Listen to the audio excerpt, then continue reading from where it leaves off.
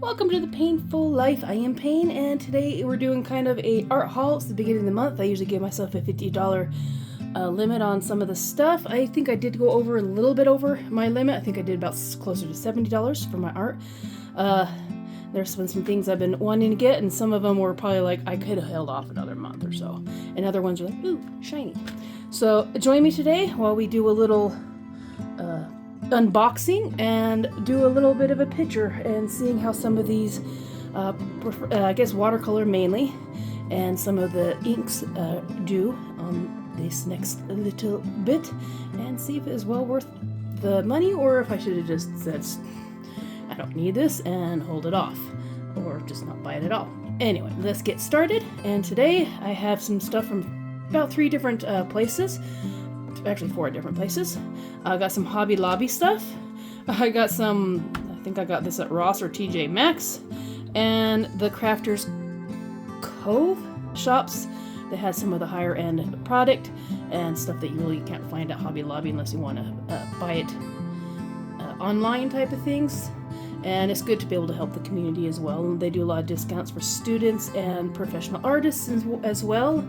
So hopefully one of these days I will get them. I'll put their Instagram, the name for their Instagram on the screen and in the description. So if you're interested, you can go on and ask them any questions. It's nice to go to a place who actually know what the products do, which ones are better and when you should get first and which ones you should be getting second and that type of stuff. Because you just go to Hobby Lobby and they're like, I don't know what it does. I just stock this stuff. And so it's kind of hit or miss if you get somebody who knows what the heck they're talking about or not. So let's get started with the Hobby Lobby stuff, which is, first off, I'm running out of my black ink. This is Speedball black ink, and it is water soluble. And it's okay. It's not a bad ink and everything, but I wanted something that was a little more permanent so I can do some like watercolor and do some washes over it. And so I decided I'd try this one. This is kind of a Chinese one they use like for manga and that type of stuff.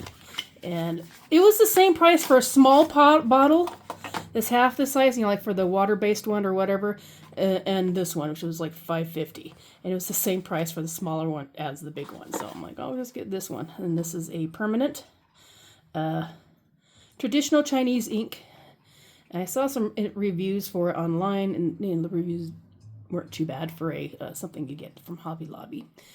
Light, fast, permanent. Not recommended for refillable pens, so I'll probably end up using the Speedball for my other pen. I'm assuming since it's permanent, it might clog it or stain it.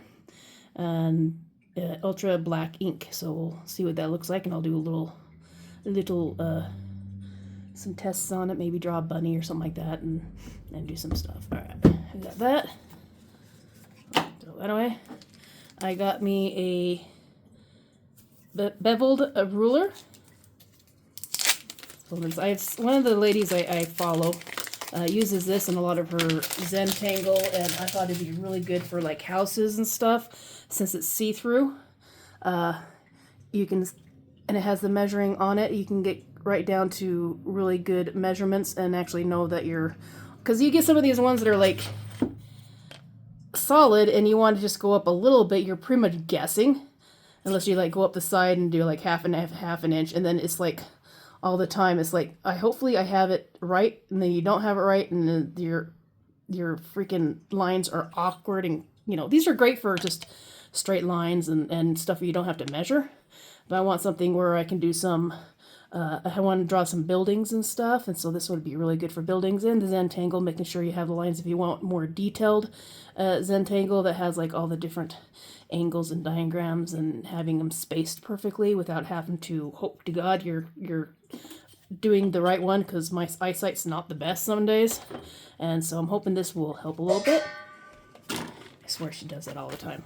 And then I've got some 90-degree angles and some 180 or 180 half wheels, and some compasses, and some automatic pencils, and it looks like it comes with an eraser. Has a little bit of everything. Some of the stuff I don't have. I do have some of these like angles, but they're really like the 45 and and the big round ones, but they're like for my woodworking, and they're like a lot larger. And I didn't want something that was ungodly huge. And the reason I bought some of these at Hobby Lobby, because I know, you know, some of the quality is just all from China. But this is the type of stuff you really don't have to carry. It's all pretty much the same wherever you go. Man, those are some tiny lead. They are cheaping out on that stuff. Holy cow. The lead is about the same height as my nail. My nail's been chewed on. That's a bummer. Hopefully it'll fit any type of lead. This is plastic. I guess you're getting what you pay for. What is this? Is that just anything important? No. Get where you feed the pen. It's a pencil. It works. But I have a triangle one and a 45, and they're nice and clear, so I can see through them. They're already scratched. Well, it's probably from my scissors. I've got a half circle, made in China, of course. But there's some like Zentangle I wanted to do that has like the flowers, but you need the exact kind of spacing, and like I said, it's harder to get the spacing right when you have a straight ruler. And so I figured this would be nice. I can do some design work on certain things that I need that are rounded, and then it comes with a little tiny, actually this will fit in my little travel thing nicely. I have one that I had before. It's my blue one. I had a really long one that was a purple plastic one that I just cut in half so it'd fit. And this one is see-through, so that's also really nice. You can kind of get a better idea. So this will be a great one for my travel set. So those are what I have so far for these. And just your, you know, stuff that you're like, I wish I had that. I should have that. And yeah, we never really have it. Ouch. And then we have a little compass to make some circles. You know, very simple, lightweight. It feels pretty good. And then it has the pencil. I guess that's for on the end. Is there any way? Do you have to like buy the pencil stuff for it? I'll have to play around with this a little later. Should have gotten one of those to just have the clamp on it. Oh, this one looks like it can change angles actually. Okay, yeah, it does. You can change angles, which is interesting. So I guess that's good for ovals. But yeah, it's just one of those little thingies. See if it works any good. If not, I can always just get one of the other plastic ones that you put the pencil, clamp the pencil to it. But it came in a kit and it had all this other stuff. It is cheaper just to get the one thing. Oh, and it came with a eraser, which I just dropped on the floor. And the other one I got because I wanted something that was portable. I know they say that these ones are not the best watercolors, but you can always gouge them out and refill them, I guess. And that's probably what I'd end up doing. But it's, you know, just it's basically for practice. I'm not using the best stuff, so we'll see how well this works. It has a little plate in it where you can do your mixing. And I don't know what that square is for. And you can open it up, and it has the magnets on the bottom as well. I guess you can use it just as a rest. And they're actually pretty strong, you know. Unless you're like bumping it and rubbing against it, or you know, it's not gonna really fall apart. You know, the minute you. Unless you actually have something against it to wedge it open. That's the only time it's going to really open. But yeah, the magnets on here are pretty good. But yeah, this is how it looks. It's travel. This is about the fit in my palm. This is probably will fit in my pocket. Yes, it will fit my pocket, but like it might open some. But yes, it's small, so they'll be good in a travel bag. With a small watercolor, if you can find a watercolor paper or something like that, this would probably be a good little thing that you can have in a pencil bag or something like that. Some pencils and some watercolors and maybe some ink, and you'd get everything you really need. But yeah, I'm gonna try that out, and if I ever go traveling or just go up to on a hike or a picnic, I can throw this in my bag very easily, and I could always just do a rubber band around it just to feel a little bit extra safe. But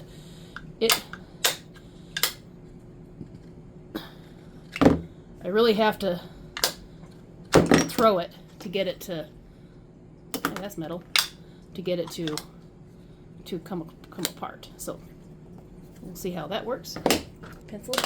I have a boatload of pencils. I don't really need anything, but it's nice to have options for something that's smaller size, because I have a lot of pencils, but I have to sharpen them all, because since I'm a bus driver, I have all the pencils I could want.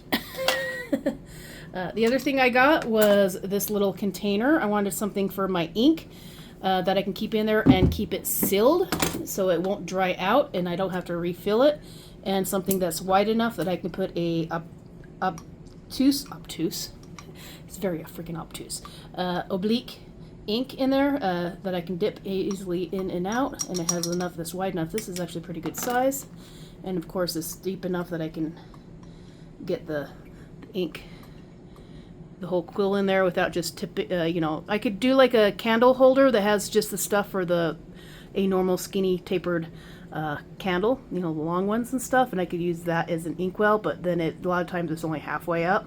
So I wanted something deep enough that I can repeatedly dip and have it full enough that I can actually repeatedly dip without having to refill it every 5 seconds. And something that I know is for my permanent. That's why I got the darker one. And also, you know, for light issues and stuff, so you don't have any things. But that way, and this I just got at home at Hobby Lobby. It was like $3.50. Put that off. And so I got that, and I'm gonna see how that works, and I'll put some ink in there. I'll maybe see I could do some ink in there right now. Let's see. I don't know how you do this. It's very thick ink. Very thick.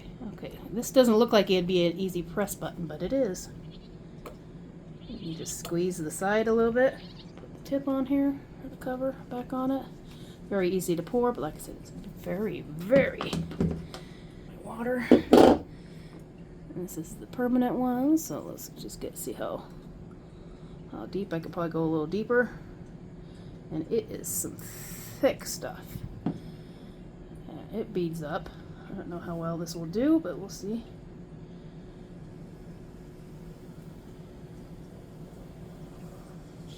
Okay, that goes all the way across. That had a little bit of a bubble on top, so I was kind of expecting that.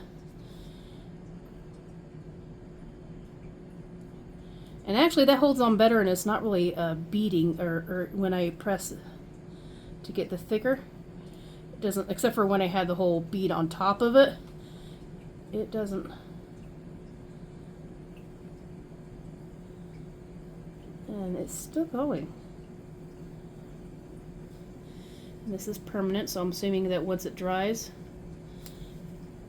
it will stay on there good, and it's still going. I'm doing this at an angle. Okay, now it's finally started to, let's see, just a simple dip. How well? Okay. And I don't okay, yeah, when I don't overdo it, and it comes out pretty evenly. There's just a little bit. Let's see how it rinses off, since it's permanent. I'm assuming as long as you get it before it dries, it is good. You'll have to look up some online and see the best way to clean your quills off of this type of brand. Probably a little alcohol will probably work. And it cleans off pretty good. As long as you get it when it's wet. I had some on here from my last ink one, so. But yeah, that works pretty well. We'll see how well that dries after in a little bit. Once it dries fully, I'll add some water on top and we'll see if it smudges. So we'll put this to the side for now. And I also got some white, because I wanted to do some stuff for, I don't know how well that work. Can I actually get that thing dipped in there? Yeah, okay. I could use the eyedropper for like some flowy type of stuff. Let's see if I can get some. This is black. I have a black marker. I have something I can spread that with. That actually looks like it soaked in pretty good. Let's do some white. A little more milky than opaque. I guess it'd probably be different. Some of the black's coming up because it wasn't fully dry probably. But once you have some stuff that's fully dry, and it kind of beads up, it's a little more liquidy than this stuff. So it's very flowy. That's something I'd have to keep in mind.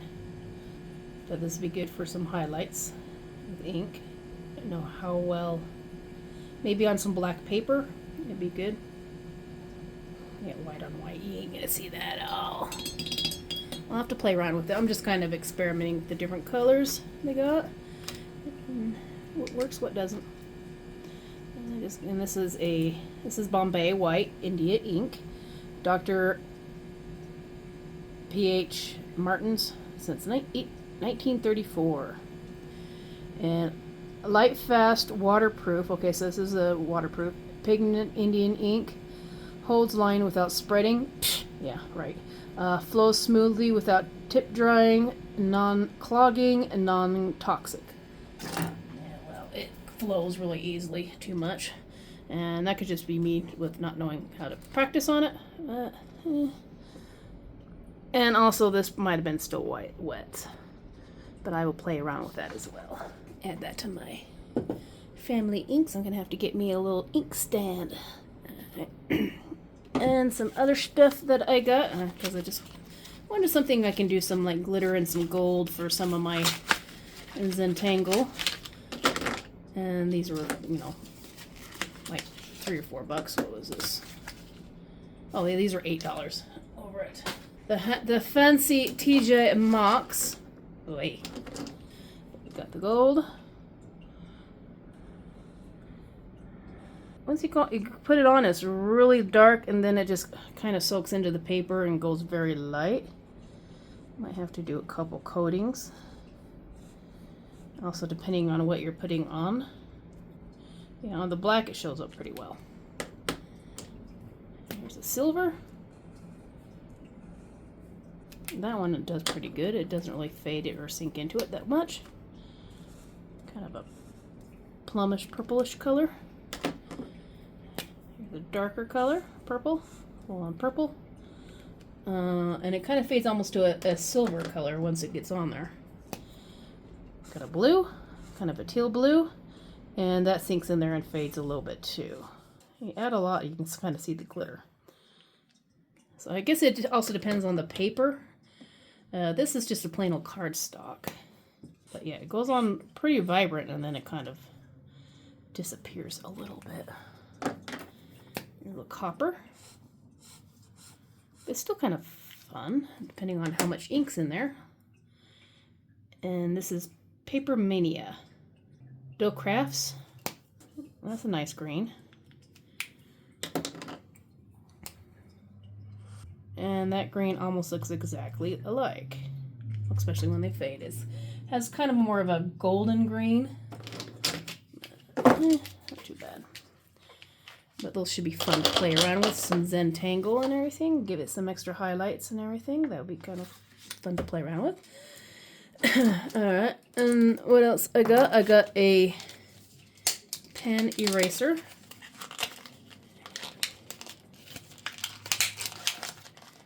I totally forgot I had a sharpenable, a one I got over. This is Faber-Castell, and we'll see which ones work better.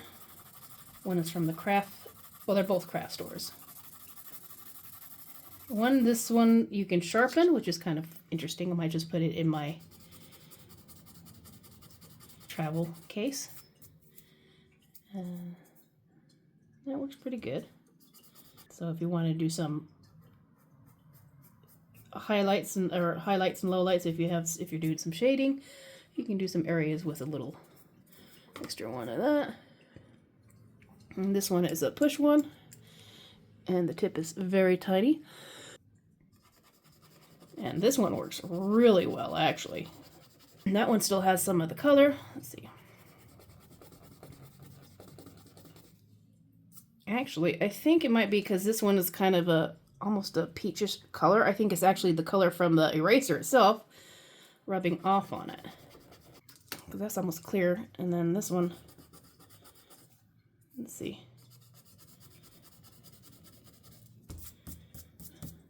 Let's see how well this thing sharpens. I have the larger one.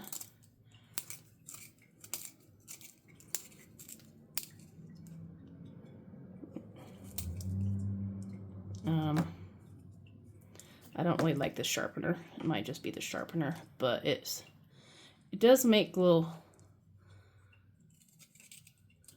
I might have to use a knife. Oh yeah, an X-Acto knife works a lot better on these ones. And you can make it into a point. The wood on it is not too hard, so you don't get big old chunks off. It's very bendable though. Might be a good thing to have in my on-the-go bag type of thing, just so I have something that I can go into a sharper point. And I'll probably just want to get it pre-sharpened beforehand, because they don't sharpen that well. But it's good to know. I was hoping that this one seems to be the better one, the better option. Let's get this on here so I don't end up grabbing the edge. This one seems to have a little bit of a transfer of color. It's still gonna have a little bit of a smudge, but if you're doing like whiskers on a cat, you just want some lightning. That works really nice. I like that. And it's Mono Zero Elastomer Eraser Tombow. It has a little, looks like a little dragonfly on it. So I am actually quite impressed with that one. And this was from the little art store. The Artist Cove, I think. I might be saying that wrong, but yeah. And the other one I got was a little handy dandy notebook style thing. I'm gonna just do some ink drawings in. I wanted to get some more scenery, houses, and that type of stuff and work on, and people as well. So I thought I'd use this one for that, because my other book I have is huge, and then I have my other one's more of a Zentangle, and my one for brainstorming for this channel. So I wanted something that is easily, I can put in any bag. This will actually fit my purse, and it has the dots, so if I need something that has a better layout, I don't really need a ruler for that, and I'll just use this for strictly black and white. One of my local artists, I went and visited him when he has a lot of these little booklets, and he does a lot of line work and stuff on it, and it's really, really cool. And these are some of the erasers that go with this. And then I got me a number, is that a 10 or a 1? Oh, that's a big one. I thought I had a .01. And this is actually a 10. So I have some 5s. And this is an 05. And this is a 10.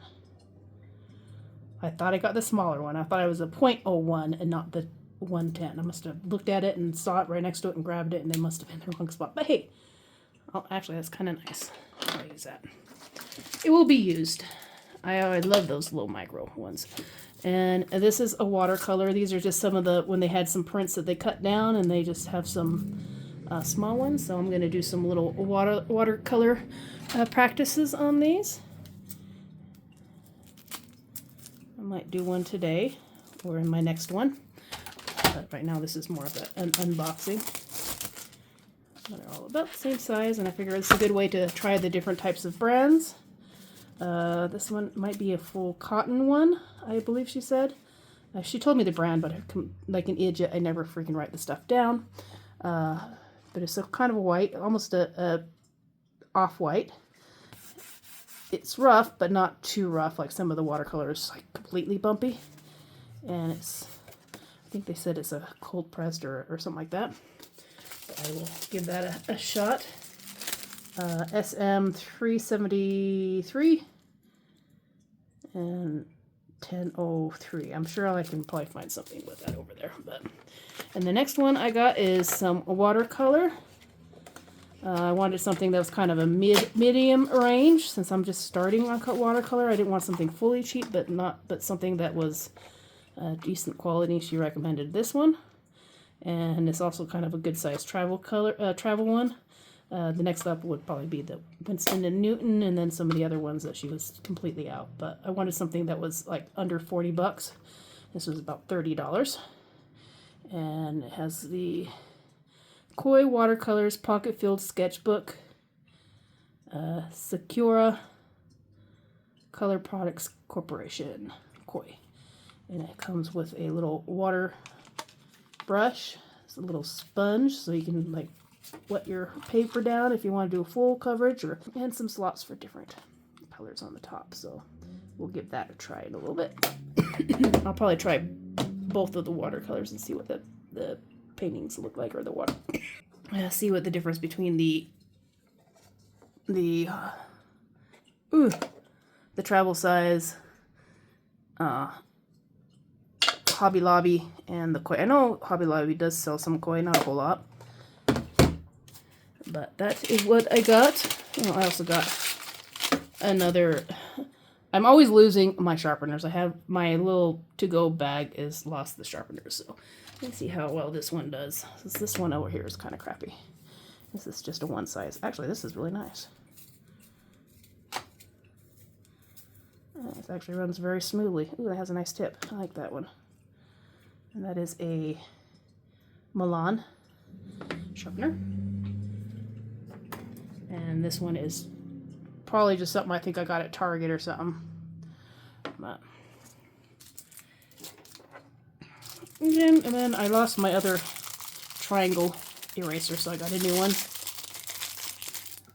And I actually liked that one, so I got a couple erasers today. And oh yeah. Listen. But that is what I got this month to get started with. Some cheapy stuff and some of the stuff I kind of needed. I wanted some new ink, and this will be easily wash as long as I'm not like putting it sideways and stuff. And I do like that ink. That is actually pretty thick and good flowing ink, so I will give that a try.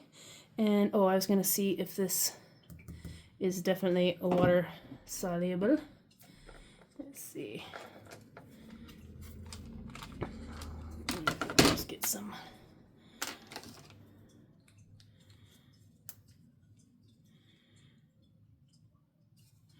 I can't remember to put this actually in the film. And this is.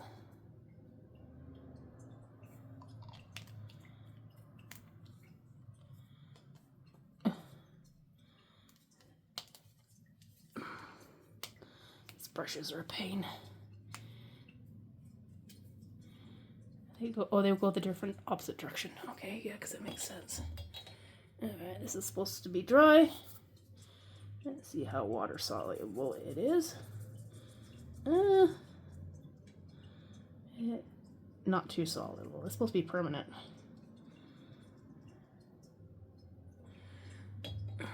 Well, good to know. If you just do it like one pass, it's pretty good. But when you get it really soaking, okay, that one was still wet.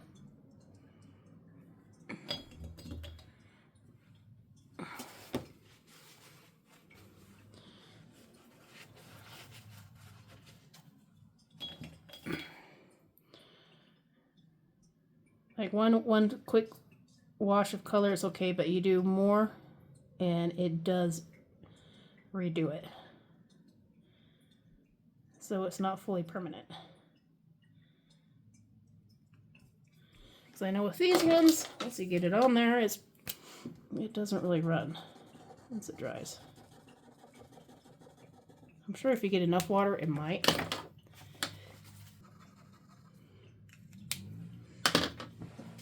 Let me grab one of my other paintbrushes.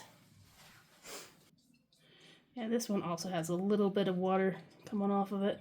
So it'll be better to do the watercolor probably first and then the ink on top once it dries. But like I said, this will, if you're doing just a quick pass, it doesn't really do anything.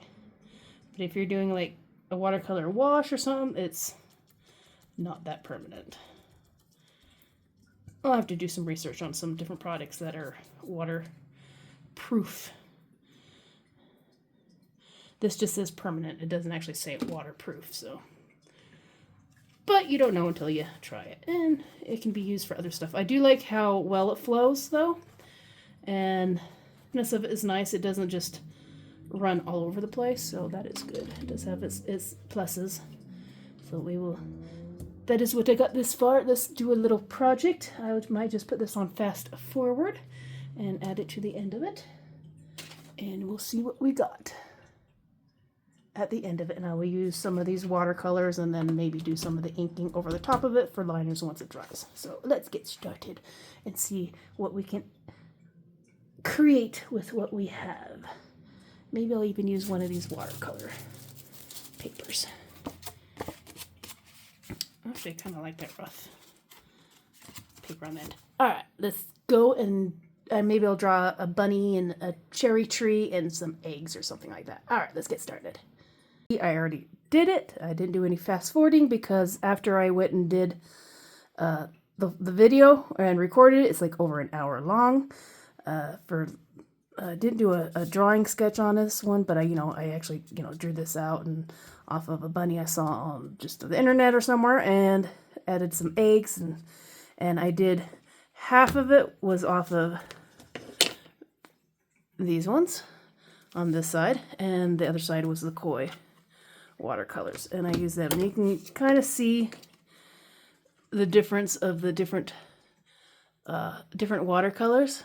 This one's more of a, it's much more vibrant when it goes on, but it kind of fades more than the other one. The other one, it's some darker hues, but it blends really, really nicely. I'm going to, instead of putting both this video and the watercolor one together onto the same one, I'm actually going to cut them in half and do this one as a separate video altogether, because I need some Easter content anyways, and he's really adorable. And then that way you can kind of see how the different types of water paint. So if you have multiple water paints, this is a good idea to kind of do, is just do a little picture and then do the different ones with one right down the center, and you can actually see quite a difference of the different watercolors and stuff. The purples, some of the purples on this one is actually really nice. Some of the browns are a little more kind of chalky and paler when they dry out a little bit. Also, this was my first time doing a watercolor really full on, besides just, blobbing of thing than drawing over with a Zentangle type of thing. So doing more detail, there's a lot to learn on it. I also used some of my microfiber things just to kind of outline it a little bit, to give it a little extra dimension. And yeah, I think it turned out really cute. Trees kind of faded out. Also, one thing about watercolor, I am not a patient girl. You need to remember to slow down and let the stuff dry before you layer, because you just make your life tough when you don't do that. And I had a tendency to, I need to get it done now. It's for a video. I need to get it done. And then, you rush yourself, and then you end up taking longer because you don't let things settle. But he turned out pretty cute. And between the two different watercolors, I think they both have their place. This is a great one for traveling when you just want to get some ideas down and use some watercolor. It's condensed. There's actually more watercolors in this one than in the koi. This one has I think there's 12 or so in here. 8, oh yeah. Yeah, 12 in this one. And 8, 9, 10, 11, 12, 13, 14. There's 16 in this one. And then they take one out. I don't know why they have that little space there instead of just giving us a whole nother one. Maybe it's just so it's easier to pull these. I don't know, but it's easy just enough to do it. I don't know if using that as a handle or what. But yeah, they both look really nice. This one seems to blend a lot better. The koi seems to blend a lot better, the different colors and stuff, and layering and everything. These ones, they work okay. And they're not as vibrant once they dry as the other ones, I feel. But it's also what you're working with, and I don't really know as much when it comes to mixing them and to get the right color and to have it repeatable. And just because of the different colors they have. Even though this is more less pigments or less watercolor. They're kind of a richer color. They're more on the redder or the warmer side, and this one's a little bit more the cooler, and some of the reds and the other stuff are a lot more vibrant in color. We have these ones. This is the Hobby Lobby one, and so they're a lot more cool colors. It looks like cool tones and a little more vibrant. And these ones are a little slightly more warm tones, so it all depends on what you're getting. But so far, you know, they're both good at what they are and what you're getting. This one's probably about $10, $11. I liked it because I wanted a case. Later on down the line, I can always take these out and replace them with some watercolor, like from Tube Watercolor, something like that, something a little more high-end. And then I can just use this for traveling. It's perfect size that I can put into things. And this one, for a starter kit, this works perfectly, and it's very nice. I really enjoyed the colors on it, and I'm going to have to go and bring out my other watercolor booklet that I have and start doing some full pages of watercolor. I'm actually enjoying. I could actually do 2 of them on this thing, do one on front and one on the back, because it's actually pretty good paper. I should have written down the name of it. This is just some of the scrap stuff that they have. Some of their leftover scrap, and they just put in a little bundle for like $5 or something. There's like 12 of them. Yeah, there's 12 in here. And they don't have any bleed on the back side, so I can always do it on both sides if I wanted to, just so I can get some practice in. One side do a cute little character, and the other side do some Zentangle or just some abstract painting on the back, and just have a little bit of both. And then you can put it in a nice little what is this? It's like a 5x8, I think. 5x6 or so. You can just put it in there and just tack it up somewhere if you want. But this is good practice. Little practice thingy. A good little practice demo thing, my bobber. So thank you for joining me, and make sure you watch the next one. I'll have the next one come out probably next Friday after this one, so I can get 2 videos out of one, because I didn't want to have to cut down the 1-hour video into like 10 or 15 minutes and just have it fast forward through a whole lot of, because I am talking throughout the thing as well, kind of explaining what I'm doing and what I'm, how I like and how I don't and all that type of stuff, and the different colors and swashes and stuff. So I will probably do that one into a full video. But so far, for what you get, I like them both. I like the carrying container for this. The watercolors they're doable, and I wouldn't probably sell him, but he's cute. I like him. And if you want me to do a tutorial on how to draw this little guy, if you guys want to draw him or do pencil or whatever everything else, he was pretty simple to do. I just kind of marked out how big I wanted the ears from here to here. So I just drew a line on the piece of paper on here and here, light line, and how big I wanted the head from there and there, the mid body and the legs. And then just, rabbits are pretty simple to make, because it's basically 2 ovals. 1 oval for the top and 1 oval for the cheeks and the nose. And then you just add the ears in. And then there's another circle around the main body. And then just, little circles on the bottom and connect it with the legs. And then just add in the butt, whichever side you want to have the butt, have him sitting. And then you just kind of connect and smooth out the lines, and you've got a rabbit. So if you want a demo on how to draw this little guy, leave a comment, and I always try to redraw the other ones that I've done, and then sometimes they turn out well and sometimes they don't, but this was actually really fun to draw. So if you want to see a video on how to draw a bunny with a bunny tie and the tie, leave me a comment, and I will make one for you guys, or at the very least I will do a short or something like that. Alright, I will see you next time. Love you all, and make sure you like, subscribe, and all that fun stuff. Tell the algorithm that you like this stuff, and I will see you on the next one.